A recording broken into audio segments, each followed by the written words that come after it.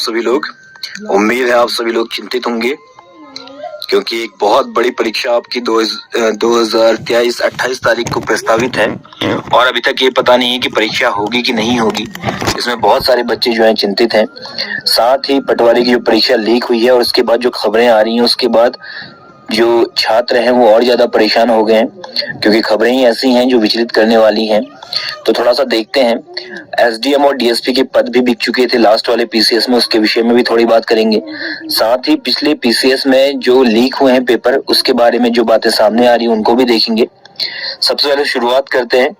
अपने राजनीतिक उपन्यास महाभोज के परिचय में मन्नू भंडारी लिखती हैं, जब घर में आग लगी हो तो सिर्फ अपने अंतर्मन में बने रहना या उसी का प्रकाशन करना क्या खुद ही अप्रासंगिक, हास्यास्पद और किसी हद तक अश्लील नहीं लगने लगता?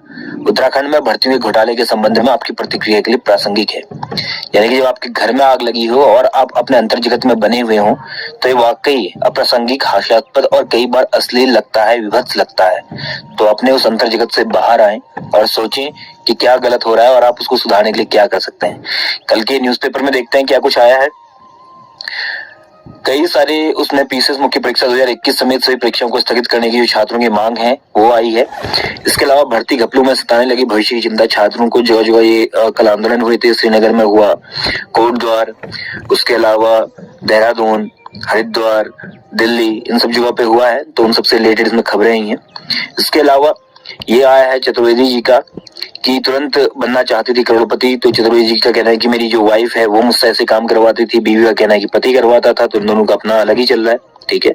इसके अलावा एसएसपी की अपील है। एसटीएफ के एसएसपी आयुष अग्रवाल ने आम जनता से अपील की है कि यदि इस परीक्षा की अनियमितता के संबंध में कोई भी जानकारी मिलती है तो खुद आकर या इस नंबर पर 9412029536 पर कॉल करके सूचना दें। आप सभी लोगों से हाथ जोड़कर विनम्र निवेदन है, यदि कोई भी आपको जानकारी मिलती है, कहीं से भी किसी तरह का क्लू मिलता है तो जरूर एसएसपी महोदय को इससे अवगत कराएं।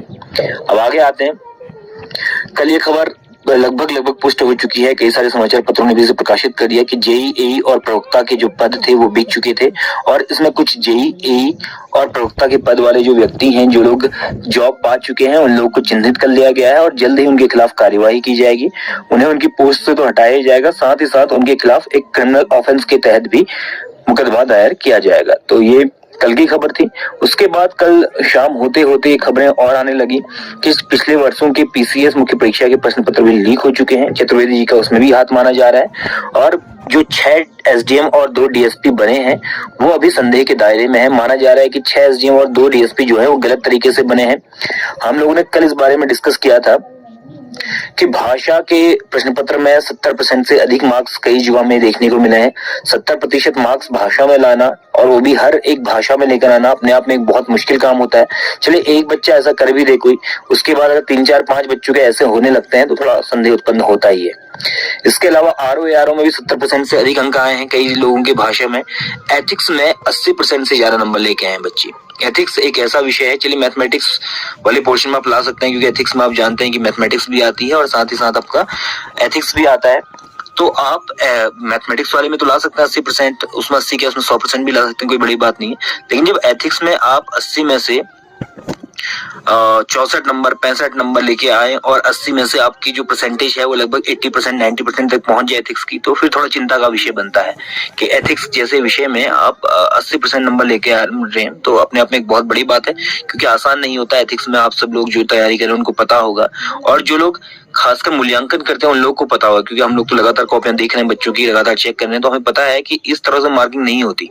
यूकेपीएससी हो भले ही यूपीएससी हो, वहां पे इस प्रकार की मार्किंग होना संभव नहीं है। और पेपर जो है इतना डाइवर्जन के साथ आता है, इतने उसके डायमेंशंस होते हैं कि आप 6 मिनट 7 मिनट में इतना बढ़िया सटीक आंसर आने की बात भी नहीं लिख सकते कि आपको उसमें 80% मार्क्स मिल जाए।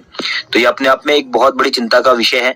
इसकी जांच जो है बहुत जरूरी है कि वो 6 एसडीएम कौन है, उनकी जल्दी ही जो पहचान है वो उजागर की जाए। साथ ही वो 2 डीएसपी भी कौन है ये भी पता किया जाए क्योंकि ग्रुप सी का एक व्यक्ति अगर जाता है अंदर तो कोई दिक्कत नहीं, उसका छोटा सा काम है, एक छोटी जगह पर बैठता है, हल्के फुल्के काम वो करता है। लेकिन जब 6 एसडीएम और 2 डीएसपी यानी कि बहुत बड़ी रैंक है, इस रैंक पर जाकर अगर व्यक्ति कोई भ्रष्टाचार करता है या गलत तरीके से धनोपार्जन करता है तो सभी के लिए एक बहुत खतरनाक चीज है। तो ये 6 एसडीएम कौन है इन पर जांच बैठानी चाहिए। साथ ही 2 डीएसपी कौन है इनकी भी पहचान जो है वो रिवील करनी चाहिए और उसके बाद इन सबको हटाना चाहिए। हटाने की कार्रवाई तुरंत करनी चाहिए। उसके बाद इन लोगों को सजा का भी प्रावधान हो। चतुर्वेदी तो है ही है, चतुर्वेदी तो कल्प्रिट है ही है, लेकिन ये लोग और भी बड़े वाले हैं, क्योंकि आप लोग बढ़ावा दे रहे हैं। आप लोग अगर 80 लाख 1 करोड़ रुपया दे रहे हैं तो हो सकता है कि किसी का भी मान डोल जाए। तो उसका चतुर्वेदी का भी डोल गया। उसने क्या किया कि 6 एसडीएम और 2 डीएसपी बनाकर दे दिए उत्तराखंड को। ठीक, तो इन सब चीजों पे मुद्दों पर बात होनी चाहिए। और इसके अलावा आज भी आंदोलन को लेकर बहुत अलग अलग ग्रुप सक्रिय हैं, तो आप लोग उसमें अपना सहयोग दें। भले आप ट्विटर के माध्यम से दें, भले ही आप लोग मतलब खुद स्वयं वहां पर जाएं, फिजिकली प्रेजेंस आपकी रहे वहां पे, लेकिन जरूर आप लोग इस पर अपना सहयोग दें। और जो लोग ये कह रहे हैं कि भाई पेपर होना चाहिए, 28 को ही होना चाहिए, तो वो मन्नू भंडारी के इस कोट को थोड़ा अपने को रिलेट कर सकते हैं कि जब बाहर आग लगी है तो अंतर जगत में रहना हास्यास्पद भी है, अश्लील भी है और अप्रासंगिक भी है।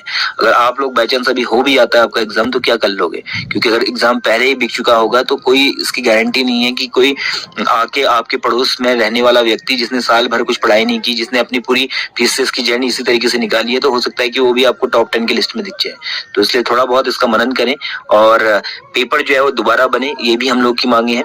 तो इससे जैसे ही कुछ नई अपडेट